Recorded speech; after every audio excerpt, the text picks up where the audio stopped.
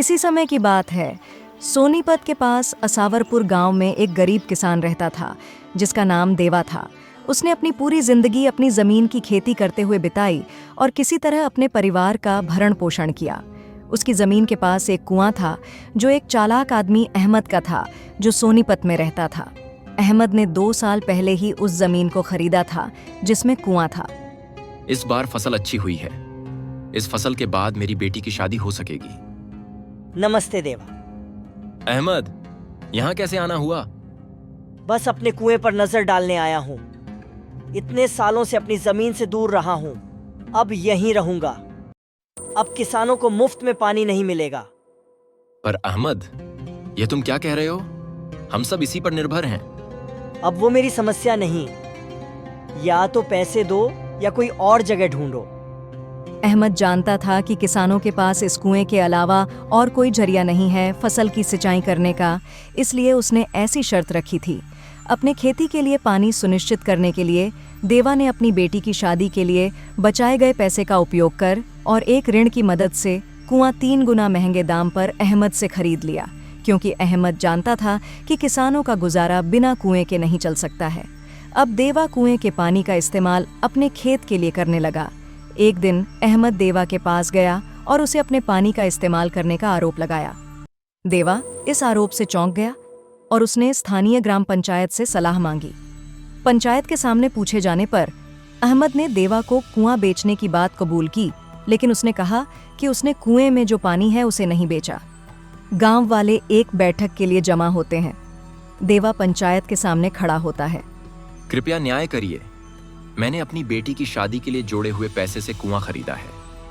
अब अहमद ये कैसी बात कर रहा है कि कुएं का पानी उसका है? अहमद, क्या तुमने कुआं देवा को बेचा है? हाँ, मैं मानता हूँ कि मैंने देवा को कुआं बेचा है, लेकिन मैंने पानी नहीं बेचा। ये तो गलत है। कितना चालबाज इंसान है। सरपंच इस दावे का विरोध नहीं कर सका। सरपंच सोच में पड़ जाता है। अहमद ने देवा से उपयोग किए गए पानी के लिए भुगतान की मांग की, जिससे देवा ने सम्राट अकबर के दरबार में न्याय की अपील की। एक असामान्य मामले का सामना करने पर अकबर ने बीरबल को फैसला करने के लिए बुलाया। महाराज, मैंने उसे 3 गुना दाम दिया है कुएं का, और वह पानी का हक नहीं दे रहा। यह वाकई असामान्य है।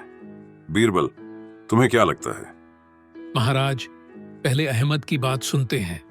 मैंने कुआं बेचा है, पर पानी नहीं। पानी मेरा है। उसका उपयोग करने के लिए उन्हें भुगतान करना होगा। अच्छा। देवा, अहमद पानी के बारे में सही कह रहा है। पानी पर अहमद का ही हक है।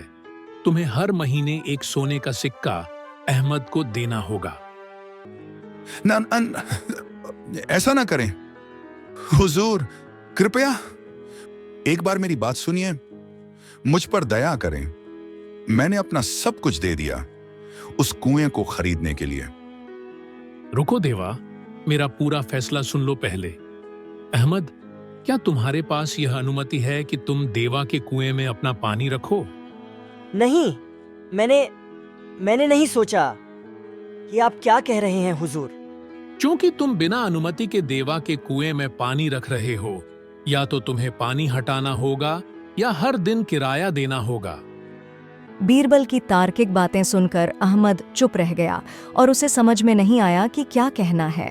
न्याय मिलने पर खुशी से भरा देवा बीरबल की बुद्धिमत्ता की प्रशंसा करने लगा, जबकि अहमद अब पछताते हुए देवा और बीरबल से माफी मांगने लगा। उसी दौरान दरबार में कई मुद्दों पर चर्चा होने लग गई। इसी बीच अकबर ने बीरबल से पूछा, तो बीरबल, बताओ, लोग मुझे प्रेम से मानते हैं या डर से? इसको एक सरल कार्य से जांचते हैं।